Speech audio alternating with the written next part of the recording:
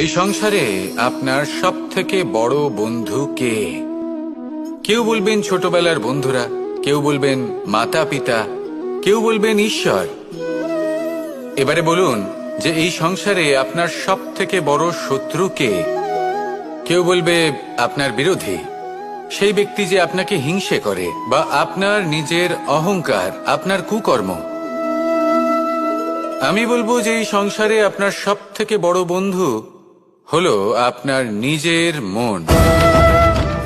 এই চঞ্চল মনকে যদি আপনি নিয়ন্ত্রণ করতে শিখতে পারেন, তাহলে এর থেকে বড় বন্ধু এই সংসারে আপনি কোথাও পাবেন না। সেখানেই যদি এই মন আপনাকে বশ করে ফেলে, তাহলে সংসারে এর থেকে বড় শত্রুও আপনি কোথাও পাবেন না।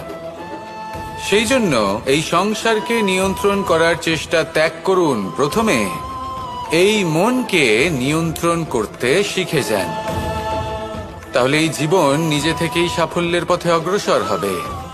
আর তখন এই মন প্রসন্ন হয়ে বলবে, রাধা